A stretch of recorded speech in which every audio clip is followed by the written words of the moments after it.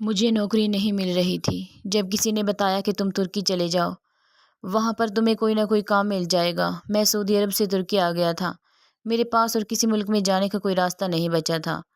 بے روزگاری نے تو میری گردن پکڑ لی تھی۔ بس اسی وجہ سے میں ترکی آ گیا۔ مگر یہاں آ کر پتہ چلا کہ یہاں تو پڑھے لکھے اور بہت ہنرمند لوگوں کے لیے نوکریاں ہیں۔ میرے لیے تو کوئی کام تھا ہی نہیں۔ تقریباً مجھے 15 دن ہو گئے تھے۔ میں 30 دن کے وزٹ پر آیا تھا۔ تبھی مجھے ایک بہت ہی دلچسپ قسم کی نوکری ملی۔ اگرچہ یہ نوکری تھی بہت ہی خوفناک، لیکن میرے پاس اس نوکری کو کرنے کے سوا اور کوئی راستہ نہیں تھا۔ شہر میں مقامی لوگوں کے لیے ایک قبرستان بنایا گیا تھا۔ یہ قبرستان خوبصورت تھا۔ اس میں خوف کی کوئی چیز نہیں تھی۔ یہاں قبرستان کی دیکھ بھال کرنے کے لیے ایک آدمی کی ضرورت تھی۔ تنخواہ اچھی تھی، لیکن اس قبرستان میں دن رات رہنا پڑتا تھا۔ ساتھ ہی چھوٹا سا کوارٹر بھی بنا ہوا تھا، اور یہاں پر ایک مسافر گاہ بھی تھی۔ مطلب یہ کہ یہ ایک عوامی جگہ تھی جہاں پر نوکری کے لیے ایک گارڈ یا پھر ایک محافظ کی ضرورت تھی۔ میں نے حامی بھر لی تھی۔ یہاں پر زیادہ تر صرف کتے بلیاں یا جنگلی جانور ہی آ جاتے، قبر پر لگے پھولوں کو خراب کرتے تھے۔ میرا اتنا سا کام ہوتا کہ میں قبروں کی حفاظت کرتا اور دیکھ بھال کرتا، اور آہستہ آہستہ یہاں پر اور بھی لوگ آنے لگے۔ میں لوگوں کو قبرستان میں مردے کو دفناتے ہوئے دیکھتا تو مجھے بڑی حیرت ہوتی تھی۔ یہاں کے لوگ روتے بھی نہیں تھے، ان کے رنگ ڈھنگ ہی الگ تھے۔ لیکن میں یہ نہیں جانتا تھا کہ ایک دن اسی سرزمین پر میرے ساتھ ایک ایسا واقعہ ہو جائے گا جس کا میں ذہن میں تصور بھی نہیں کر سکتا۔ مجھے نوکری کرتے ہوئے 2 مہینے ہی ہوئے تھے۔ اب میں یہاں کے شب و روز سے اور یہاں کے معاملات سے واقف ہو گیا تھا کہ ایک دن شام کے وقت ایک آدمی قبرستان میں داخل ہوا۔ اس آدمی کا حلیہ عجیب سا تھا۔ ایسا لگتا تھا یہ آدمی برباد حال ہے، لیکن کسی کی تلاش میں آیا ہے۔ میں نے دیکھا اس کی عمر تقریباً 30 سال کے قریب ہوگی۔ وہ بہت بے چین لگ رہا تھا۔ ادھر ادھر نظریں گھما کر پوری قبرستان کو دیکھنے لگا۔ میں نے دیکھا وہ بے چینی سے ساری قبروں کے اوپر لگی تختیوں کو بڑے غور سے پڑھ رہا تھا۔ اس کی یہ حالت دیکھ کر مجھے اس پر بہت زیادہ حیرت ہوئی۔ میں اس کے قریب چل کر گیا، اسے سلام کیا اور پوچھا کہ کیا بات ہے، تم یہاں پر کیا کر رہے ہو؟ مجھے دیکھ کر وہ چونک گیا اور میری آنکھوں میں آنکھیں ڈال کر بولا، تم یہاں کیا کر رہے ہو؟ یہ سوال تو مجھے پوچھنا چاہیے، میں یہاں قبروں کی دیکھ بھال پر محافظ ہوں۔ میں نے اسے جواب دیا۔ اس کا چہرہ یکدم کھل اٹھا، آنکھوں میں ایک روشنی سی ابھر آئی۔ پھر تو تم میرے کام کے انسان لگتے ہو۔ یقیناً تمہیں قبروں کو کھولنے اور اکھاڑنے کا بھی تجربہ ہوگا۔ میں یہ قبریں اکھاڑنے کا کام نہیں کرتا، میں یہاں دیکھ بھال پر مامور ہوں۔ ضرورت ایجاد کی ماں ہے، اس نے ایک ہچکی بھرتے ہوئے کہا تھا، اس لیے میں جانتا ہوں کہ تم سے کام کیسے کروانا ہے۔ یہ کہہ کر اس نے میرے سامنے ایک کالے رنگ کا تھیلا رکھا۔ میں نے دیکھا تھیلے میں کوئی چیز ہل رہی تھی۔ یہ کیا ہے؟ میری بات کا جواب اس نے نہیں دیا۔ تم یہ بتاؤ کہ اگر میں تمہیں چھوٹی سی کام کے بدلے 5000 لیرہ دوں تو کیا تم میری بات مان لو گے؟ 5000 لیرہ؟ میری حیرت سے آنکھیں بڑھ گئی تھی۔ یہ پاکستانی تقریباً 40,000 روپے بنتے تھے، اور اس وقت 40,000 کی کافی زیادہ قیمت ہوا کرتی تھی۔ اتنے سارے پیسے ایک ساتھ دیکھ کر ایک ساتھ تصور آیا، تو میں نے سوچا کہ اگر کوئی معمولی سا کام ہوگا تو کر دوں گا، کون سا مجھے یہاں کوئی دیکھ رہا ہے۔ ویسے بھی اس قبرستان میں آج کل کوئی آتا جاتا نہیں تھا، شہر میں اموات بھی کم ہو گئی تھی۔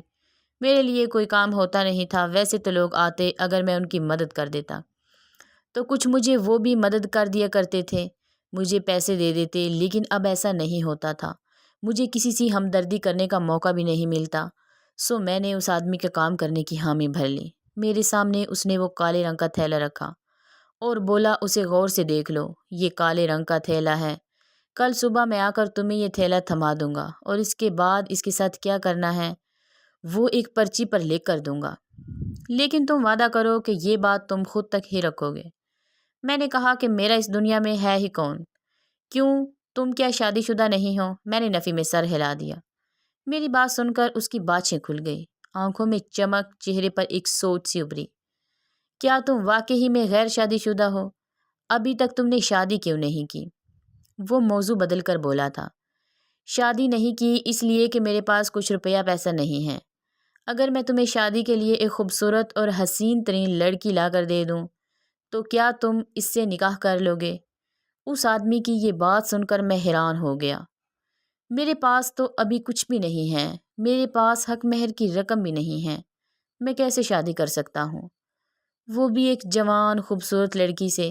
میری عمر تو 30-32 سال ہے، اس سے کوئی فرق نہیں پڑتا، بس تم حامی بھرو، لڑکی لانا میرا کام ہے۔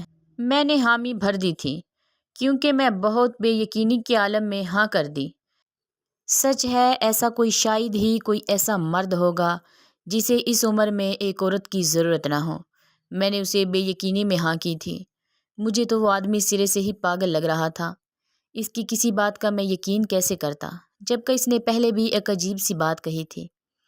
ابھی تک اس نے مجھے 5,000 بھی نہیں دیے تھے اور نہ ہی کوئی اور بات کی تھی۔ بس اس نے مجھ سے کہا کہ وہ میری شادی کروائے گا۔ یہ کہہ کر وہ وہاں سے چلا گیا۔ وہ کالا تھیلا بھی اپنے ساتھ لے کر گیا اور بہت خوش لگ رہا تھا۔ میں واپس اپنے کوارٹر میں چلا گیا جو یہیں پر بنا ہوا تھا۔ میں نے اپنا کھانا کھایا۔ تھوڑی دیر کے بعد کمرے کے دروازے پر دستک ہوئی۔ میں نے دروازہ کھولا تو سامنے وہی لڑکا کھڑا تھا۔ کیا بات ہے، کیا تم نے اپنا کام کروانا ہے؟ صبح آ جانا، میں نے بیزاری سے کہا۔ میں نے اپنا کام نہیں کروانا، میں تو تمہارے لیے آیا ہوں کہ اگر تم نے نکاح کرنا ہے تو پھر آ جاؤ۔ میں تمہارے لیے اس شہر کی سب سے خوبصورت دلہن لے کر آیا ہوں۔ ابھی آ کر تم اس سے نکاح نہیں کرو گے تو تم بھی بہت بدقسمت ہوگے۔ یہ بات سن کر میں حیران ہو گیا تھا۔ مجھے تو لگا تھا یہ بات اس نے مذاق میں کی ہے، پر اب تو وہ سچ مچ کوئی لڑکی لے کر آ گیا تھا۔ میں بڑی مشکل سے سنبھلا، پاؤں میں چپل پھنساتا باہر نکلا۔ دیکھا تو لال رنگ کے جوڑے میں ایک لڑکی ملبوس کھڑی تھی۔ اس کا سر جھکا ہوا تھا اور وہ بالکل اس آدمی کے تابع لگ رہی تھی۔ یہ کون ہے؟ تمہاری کیا لگتی ہے؟ میں نے پوچھا۔ یہ چھوڑو کہ یہ کون ہے، کیا لگتی ہے؟ تم یہ دیکھو کہ یہ حسین کتنی ہے، اس کی وجہ سے تمہاری زندگی میں کوئی غم باقی نہیں رہے گا۔ لیکن ہاں دوست، بس تمہیں ایک چیز یاد سے کرنا ہوگی۔ وہ کیا؟ میں نے پوچھا۔ ابھی نہیں، بعد میں بتاؤں گا، اس نے شاطرانہ مسکراہٹ بکھیرتے ہوئے کہا تھا۔ اچھا یہ بتاؤ کہ میں تمہارے لیے مولوی یہاں لے کر آؤں یا تم مسجد میں چلو گے میرے ساتھ؟ میرے خیال میں اگر میں یہاں لے کر آؤں گا تو زیادہ مناسب ہوگا، کیونکہ اگر تمہارا نکاح رجسٹر کرنے کی بات آ گئی تو پھر بہت بڑا کھاتا کھل جائے گا۔ اس سے اچھا ہے کہ بس ایک مختصر سا نکاح ہو جائے، قبول و ایجاب ہو اور پھر یہ تمہاری بیگم بن جائے۔ اس کے بعد میں تم سے حق وصول کروں گا جو میرا بنتا ہے، اور جس وجہ سے میں نے تمہارا نکاح کروایا ہے، ہاں صحیح بات ہے، جیسا تم کہو گے میں ویسا ہی کروں گا۔ سچ پوچھیں تو میرے سامنے جو لڑکی کھڑی تھی اسے دیکھ کر نظر انداز کرنا بہت ہی مشکل بات تھی۔ میں اس کے لیے تو اب کچھ بھی کر سکتا تھا۔ میں نے سوچ لیا کہ میں اس آدمی کی ہر بات مانوں گا۔ میں نے اب دل ہی دل میں ارادہ کر لیا تھا۔ مجھے تو کچھ بھی غلط نہیں لگ رہا تھا، لیکن مسجد جاتے ہوئے راستے میں میرے من میں ایک خیال آیا کہ آخر مجھ سے اس آدمی کو ایسا بھی کیا کام پڑ گیا جو یہ میرے لیے مشکل سے مشکل کام بھی خود کر رہا ہے، میرے لیے نکاح کے لیے عورت بھی لے آیا ہے، اور اب مجھ پر اتنی مہربانیاں۔ لیکن میرے پاس کوئی وجہ نہیں تھی شک کرنے کی، کیونکہ میں ایک خالی نہتا آدمی تھا۔ میرے پاس دولت بھی نہیں تھی اور کوئی اختیار بھی نہیں تھا۔ مجھ سے کسی کو کیا کام ہو سکتا تھا؟ 10 منٹ کے فاصلے پر ایک چھوٹا سا گھر تھا۔ وہ آدمی اس گھر میں داخل ہوا۔ ہم لوگ ایک جگہ کمرے میں جا کر بیٹھے۔ اس لڑکی نے ایک گھونگھٹ کر رکھا تھا۔ اب اس نے اپنے چہرے کو ڈھانپ لیا تھا۔ اتنے میں ایک آدمی آیا۔ آدمی تو کم درویش زیادہ لگ رہا تھا، لیکن چہرے پر نور نام کی کوئی چیز نہیں تھی۔ اس نے آ کر مجھ سے میری مرضی پوچھی اور کوئی چیز نہیں دیکھی گئی، بس لڑکی کا اور میرا قبول و ایجاب لیا گیا۔ ہم دونوں نکاح کے بندھن میں بندھ گئے۔ مجھے تو یہ دیکھ کر حیرت ہو رہی تھی کہ وہ لڑکا ابھی بھی میرے لیے مٹھائی لے کر آیا اور ہم سب کو کھلائی۔ میں تو حیران تھا، مجھے لگا جیسے یہ کوئی خواب ہے جو سوچ رہا ہوں۔ پھر ہم لوگوں کو اس نے گاڑی میں بٹھایا۔ گاڑی میں بیٹھ کر ہم لوگ واپس میرے کوارٹر میں آ گئے۔ میرے کوارٹر میں ایک انسان کے بیٹھنے کی لیٹنے کی جگہ تھی، لیکن رازق نے مجھے ایک اور بستر بھی لا کر دیا۔ وہ چاہتا تھا کہ میں اپنی بیوی کے ساتھ اپنی نئی زندگی کا آغاز کروں، اس لیے اس نے ہر طرح کے انتظامات کر رکھے تھے۔ مجھے میرے کمرے تک چھوڑ کر اس نے مجھے اشارے سے باہر بلایا اور بولا دیکھو میں نے تمہارے لیے اتنا کچھ کیا ہے، اب تم مجھے بھول نہیں جانا، صبح میں آؤں گا اپنا حق وصول کرنے۔ اس آدمی کی باتیں عجیب لگ رہی تھی، لیکن فی الحال میں اپنی نئی زندگی کی خوشی میں مگن تھا۔ میں نے سوچا کہ صبح کی صبح دیکھی جائے گی۔ پھر میں اپنے کمرے میں آیا۔ میں نے دیکھا کہ میری بیوی تو سو چکی تھی۔ میں نے اسے ڈسٹرب کرنا مناسب نہیں سمجھا۔ عشاء کی نماز ادا کی اور اچھی نیت کر کے سو گیا۔ میں اپنی بیوی کے بارے میں بہت پر امید تھا۔ سوچ رہا تھا کہ جب امی اس سے ملیں گی تو کتنا خوش ہوں گی۔ صبح کے تقریباً 4 بجے تھے جب کمرے کے دروازے پر زوردار دستک ہوئی۔ آج سے پہلے ایسا نہیں ہوا تھا۔ میں نے کمرے کا دروازہ کھولا تو سامنے رازق کھڑا تھا۔ رازق کے چہرے پر وحشت برس رہی تھی۔ اس کی لمبے گھنگریالے بالوں میں اور بھی زیادہ اندھیرا سا چھا رہا تھا۔ لگتا تھا جیسا کہ رازق پوری رات سویا نہیں ہے۔ تم یہاں کیا کرنے آئے ہو؟ وہ بھی اتنی صبح؟ میری بات سن کر اس نے زور کا کہکا لگایا اور بولا ارے واہ، تم تو ایک ہی رات میں مجھے بھول گئے کہ اپنی اوقات یاد نہیں کہ تمہارے پاس کچھ بھی نہیں تھا۔ میں نے تمہیں اتنی خوبصورت بیوی لا کر دی ہے، اب تم ہو کہ مجھ سے پوچھ رہے ہو میں یہاں کیا کرنے آیا ہوں؟ باہر آؤ جلدی سے، مجھے کام کروانا ہے۔ میں اس کے کہنے پر ہوش میں آ گیا تھا۔ میں نے آنکھیں ملی، باہر آ کر دیکھا تو ہلکی ہلکی روشنی پھوٹ رہی تھی۔ میں نے دیکھا کہ رازق کے پاس ایک کالے رنگ کا تھیلا تھا۔ تھیلا کافی موٹا تھا۔ یہ کیا ہے؟ تم اسے پھر لے آئے؟ ہاں لے آیا، مجھے تم سے کام کروانا ہے، اسی لیے تو میں تمہارے پیچھے پڑا ہوں، اسی لیے تو میں نے اتنے سارے کام کیے ہیں۔ اچھا ٹھیک ہے لاؤ دو، مجھے کیا کرنا ہے اس کا؟ میں نے پوچھا۔ تم اسے قبر میں دفنا دو، چھوٹی سی قبر کھودو اور اسے ایک قبر میں رکھو، اس کے بعد جو کچھ بھی ہو تم نے پیچھے مڑ کر نہیں دیکھنا۔ قبر میں دفنا دو؟ اس تھیلے میں ہے کیا؟ یہ تمہارے پوچھنے کی بات نہیں ہے، اس میں بس ایک خرگوش ہے اور خرگوش کی زندگی انسان سے زیادہ اہم نہیں ہوتی۔ ہاں وہ بات تو ہے، لیکن پھر بھی ایک زندہ خرگوش کو تم مٹی تلے کیوں دبانا چاہتے ہو؟ یہ میری مرضی ہے، میں نے تمہیں 50,000 لیرہ بھی دیا ہے اور تمہیں بیوی بھی دی، اب تمہیں چاہیے کہ جو میں کہہ رہا ہوں چپ چاپ ویسا کرو۔ تمہیں سوال و جواب کرنے کی ضرورت بالکل نہیں ہے۔ میں کیا کرتا؟ میں تو اس سے پیسہ بھی لے کر کھا چکا تھا۔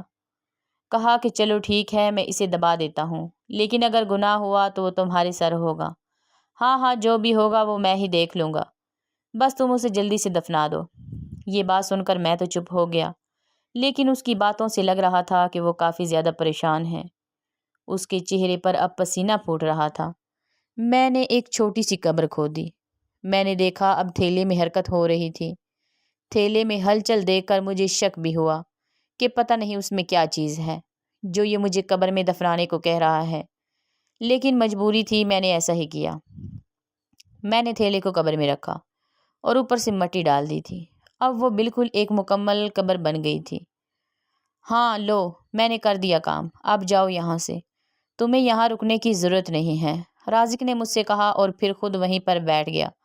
2 منٹ گزرے تھے، میں ابھی اپنے کوارٹر کے دروازے تک پہنچا تھا کہ مجھے ایک عورت کے چیخنے کی آواز آئی تھی۔ یہ چیخ اتنی بھیانک تھی کہ مجھے لگا جیسے کسی عورت کو قتل کیا جا رہا ہے یا اسے بے دردی سے پیٹا جا رہا ہے۔ میں نے پیچھے مڑ کر دیکھنا چاہا، لیکن اسی وقت رازق کی کرکت آواز میرے کانوں میں ٹکرائی۔ خبردار، پیچھے مڑ کر دیکھنے کی ضرورت نہیں ہے، تم نے اپنا کام کر دیا، اب یہاں سے چلے جاؤ ورنہ مجھ سے برا کوئی نہیں ہوگا۔ رازق کی دھمکی سن کر میں پیچھے مڑنے سے رک گیا تھا۔ ظاہر ہے کیا کرتا، مجھے بھی ویسے اس چیخ سے کیا لینا دینا، میں اپنی زندگی میں مگن رہوں گا، میں نے دل میں سوچا اور واپس اپنے کمرے میں آ گیا۔ لیکن میں کیا سوچتا، میں کیا جانتا تھا کہ میرے ساتھ ہونے کیا لگا ہے۔ کمرے میں آیا تو ایک عجیب سی بدبو پھیلی ہوئی تھی، ایسی بدبو جو اس سے پہلے میں نے کبھی سونگھی نہیں تھی۔ لگا تھا جیسے کوئی لاش گل سڑ رہی ہو، حالانکہ قبرستان میں ایسی بدبو میں نے اس سے پہلے کبھی نہیں سونگھی تھی۔ لاش کو ہمیشہ قبر نے دبایا جاتا ہے، اس سے بدبو کبھی بھی نہیں آتی، نہ ہی ایسا کوئی شائبہ ہوتا ہے، پر آج ایسا لگ رہا تھا جیسے اس سارے منظر میں کہیں نہ کہیں کوئی گڑبڑ ضرور ہے۔ میں نے اپنی فجر کی نماز ادا کی، میں ذکر کرنے میں مصروف تھا۔ میرے دل میں عجیب سا شک ہوا کہ میری بیوی رات کو سوئی ابھی تک جاگی کیوں نہیں، حالانکہ رات کو تو وہ بہت ہی زیادہ خوش اور کافی زیادہ حشاش بشاش تھی۔ مجھ سے شادی کرنے پر اسے کوئی اعتراض نہیں تھا، پھر اتنی نیند کیسے آ گئی؟ میں دل میں سوچنے لگا۔ میں نے اسے آواز دی مگر اس نے کوئی جواب نہیں دیا۔ میں نے اسے دوبارہ آواز دی تو بھی وہ خاموش ہی رہی۔ میں نے اسے ہاتھ سے جھنجھوڑا مگر اس کے ہاتھ ٹھنڈے پڑ رہے تھے۔ میرے دل کو کچھ ہونے لگا۔ ایسا محسوس ہو رہا تھا جیسے اس کی روح اس کا جسم چھوڑ گئی ہے۔ لیکن جوان عورت بلا وجہ بلا کسی بیماری کی کیسے مر سکتی ہے؟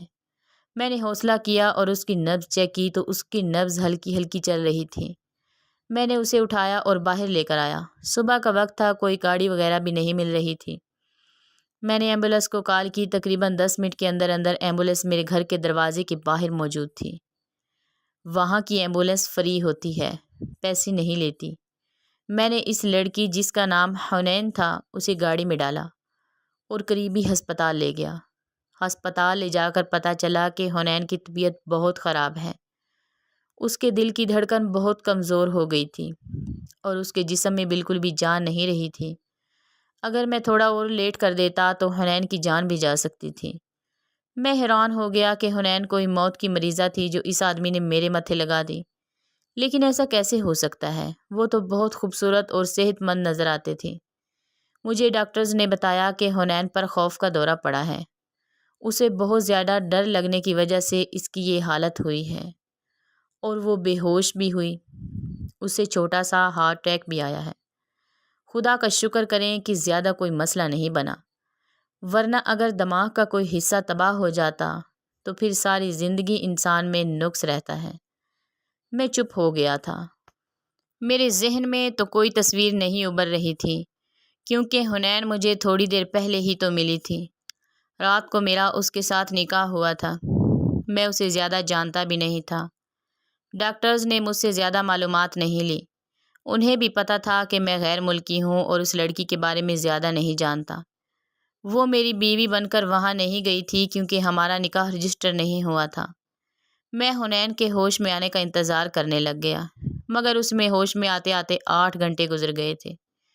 جب اسے ہوش آیا تو ڈاکٹرز نے مجھے اس کے کمرے میں جانے کی اجازت دے دی۔ میں گیا تو وہ بہت زیادہ پریشان تھی۔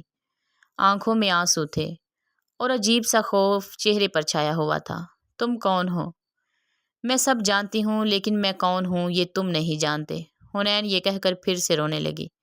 اچھا تم ایسے مت کہو، میں تمہارا شوہر ہوں، تم مجھ سے ہر بات کہہ سکتی ہو۔ تمہارے اب دکھ اور سکھ کا ساتھی میں ہی ہوں۔ میری بات سن کر حنین اور زیادہ زور سے رونے لگی۔ یہ مت کہو، آج کل کے زمانے میں کوئی کسی کا دوست اور خیر خواہ نہیں، چاہے وہ شوہر ہی کیوں نہ ہو۔ لیکن تم مجھ سے وعدہ کرو کہ تم مجھے چھوڑو گے نہیں۔ تمہیں کیوں چھوڑوں گا؟ میرا تو تمہارے ساتھ نکاح ہوا ہے۔ ہاں نکاح ہوا ہے، یہ بات تو میں جانتی ہوں، لیکن تم یہ نہیں جانتے کہ یہ نکاح ہوا کیا ہے، اس کے پیچھے وجہ کیا ہے۔ میں زیادہ بات نہیں کر سکتی، مختصر بات یہ ہے کہ تم مجھ سے وعدہ کرو، اپنے سر میرے سر کی قسم کھاؤ کہ تم کبھی مجھے چھوڑو گے نہیں، چاہے تم پر کتنا دباؤ کیوں نہ پڑ جائے، تمہارے پیچھے پولیس بھی کیوں نہ آ جائے۔ ہاں میں نہیں ایسا کروں گا۔ اب تو ہمارا نکاح ہوا ہے، تم یہ کیسی باتیں کر رہی ہو؟ اصل میں تمہیں ساری بات بتاؤں گی، لیکن تم مجھے یہاں سے کہیں دور لے کر جاؤ، ایسی جگہ جس کا پتہ کسی کو معلوم نہ ہو۔ حنین ڈری ہوئی تھی۔ اچھا ٹھیک ہے، میں تمہیں اپنے ایک دوست کے گھر لے جاتا ہوں۔ ویسے تو وہ میرا دوست دور پار کا دوست ہے، لیکن اس معاملے میں وہ میری مدد کر دے گا۔ حنین خوش ہو گئی تھی۔ چلو ٹھیک ہے، تم مجھے یہاں سے گھر لے کر چلو، مجھے یہاں پر ڈر لگ رہا ہے، لگتا ہے کہ وہ یہاں آ جائے گا۔ کون آ جائے گا؟ بس تم میرے ساتھ چلو، میں تمہیں سب بتا دوں گی۔ حنین کی طبیعت صحیح ہو گئی تھی، خوف کا دورہ بھی اتر گیا تھا۔ ڈاکٹر نے زیادہ دوائی نہیں دی تھی کیونکہ حنین کی حالت پہلے سے بہت بہتر ہو گئی تھی۔ اب میں اسے لے کر اپنی دوست کے گھر گیا۔ وہاں جا کر اس نے مجھ سے انوکھی فرمائش کی، کہنے لگی کہ خدا کے لیے تم میرے شوہر سے کہو کہ تم مجھے طلاق نہیں دو گے۔ کون شوہر؟ تمہارا شوہر تو میں ہوں۔ نہیں، تم تو میرے وہ شوہر ہو جس کے ساتھ میرا نکاح عارضی طور پر کیا گیا ہے۔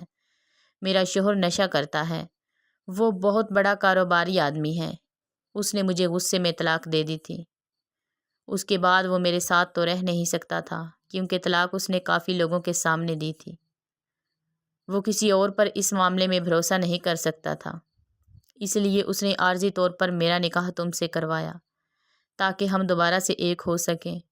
لیکن میں اس شرابی اور غصے والے انسان کے ساتھ نہیں رہنا چاہتی۔ مجھے وہ بہت برا لگتا ہے۔ میری زندگی اس نے برباد کر دی۔ وہ آدمی رہنے کے قابل نہیں ہے، وہ انسان نہیں ہے۔ حنین یہ کہہ کر رونے لگی۔ میرے لیے بہت مشکل تھا یہ ساری صورتحال جاننے کے بعد کہ میں اس پر بھروسہ کروں، کیونکہ اس کا شوہر تو بڑا عجیب سا تھا، جس نے قبرستان میں ایک خرگوش کو دفن کیا تھا۔ نہ صرف یہ کہ وہ اپنے پیسے کا غلط استعمال کر رہا تھا، بلکہ کالی جادو میں پڑ کر اپنی دولت کو بڑھانا بھی چاہتا تھا۔ عجیب و غریب حرکتیں کرتا تھا۔ حنین اپنے شوہر سے تنگ تھی، کسی لحاظ سے بھی مطمئن نہیں تھی، اور ویسے بھی طلاق کے بعد کون سا شوہر اور کیسا شوہر۔ میں نے حنین کو نہیں چھوڑا۔ 2 دن کے بعد میں پاکستان آ گیا اور حنین بھی میرے ساتھ آ گئی۔ آج وہ میرے ساتھ ہنسی خوشی زندگی گزار رہی ہے اور میں بھی اسے پا کر بہت خوش ہوں۔